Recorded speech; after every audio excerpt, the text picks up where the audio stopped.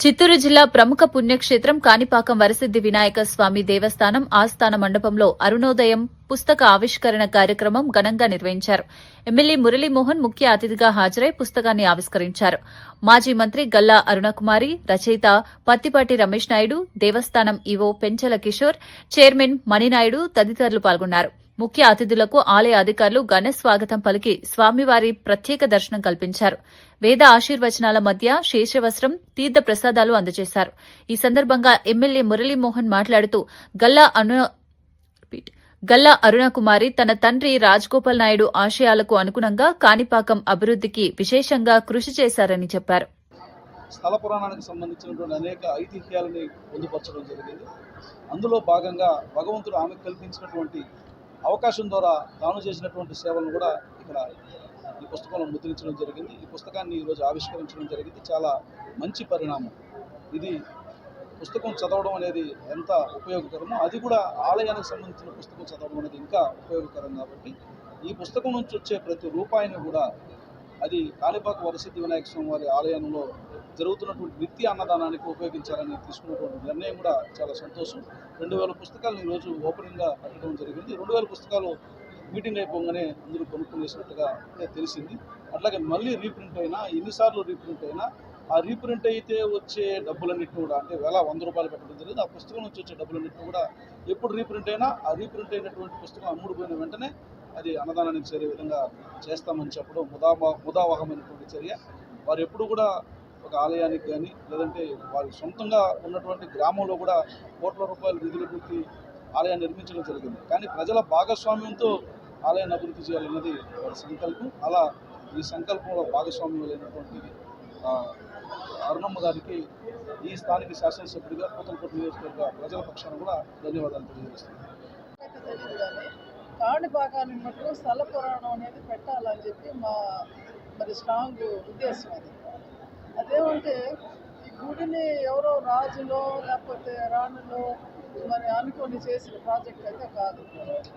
ఇది ఒక మోగవాడు, ఒక గుడ్డివాడు, ఒక చెవిటివాడు, వాళ్ళు ముగ్గురు కలిసి నీళ్లు అప్పుడు యాతం అంటే కన్ఫ్యూషన్లు అవన్నీ ఏం లేవు. యాతం తోలుతా ఉంటారు నీళ్ళు పైన గచ్చలకి. అప్పుడు రక్తం నీళ్ళల్లో కనిపించింది. రక్తం నీళ్ళల్లో కనిపిస్తే అది ఏంటని చూస్తే విఘ్నేశ్వరుడు ఉన్నాడు అక్కడ ఒక బావిలో. మళ్ళీ ఆ విఘ్నేశ్వరుని పైకి తీసుకొచ్చి అట్లే అంటే ఆ బావిలోనే పెట్టేశారు. ఆ బావి నీళ్లు కరువు అయినా ఏమైనా ఇప్పటికి కూడా ఆ నీళ్లు వస్తూనే ఉంటాయి. అట్లా మొదలైంది ఆ గుడి.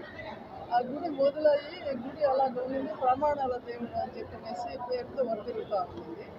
మా చేతికి వచ్చేటప్పటికి ఆ చిన్న గుడి తప్ప ఇంకేమీ లేకపోతుంది. ఇంత మంచి దేవుడు మనకు రావడమే అవకాశం మనకు అని మా నాన్నగారి సూచనలతోటి ఆ దేవుడి ఆశిస్తూ నలుదిశలా రచించాలని చెప్పి మేము కూర్చొని దాన్ని ఏ విధంగా అయితే మరి బయటికి తీసుకురావాలనో ఆ విధంగా డెవలప్ చేస్తూ వచ్చాము.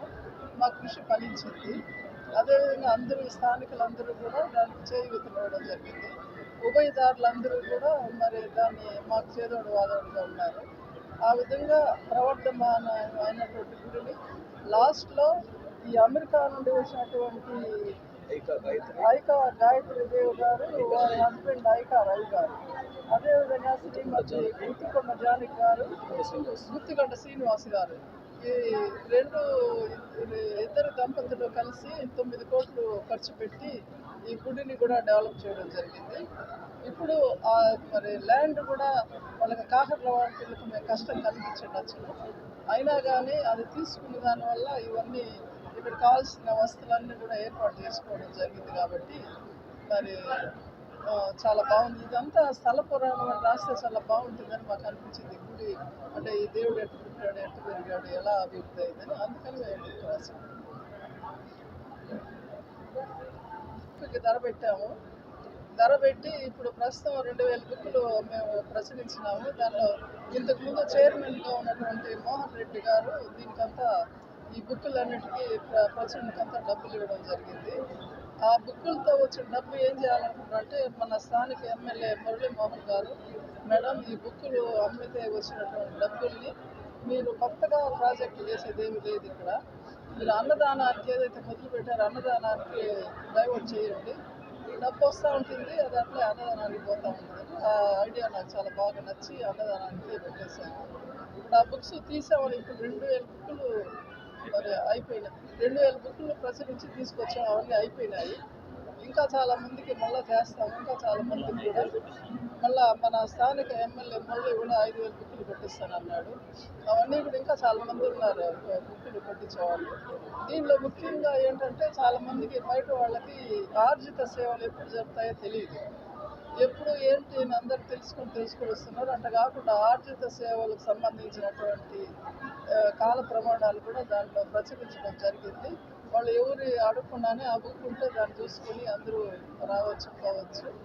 కాబట్టి మరి అన్నిటికీ పనికొస్తాయని చెప్పనేసి నమ్ముతూ ఉన్నాము. ఈరోజు ఆరంభంలోనే మేము ప్రచురించినటువంటి 2000 బుక్కులు అయిపోవడం కూడా చాలా సంతోషంగా ఉంది. ఓకే.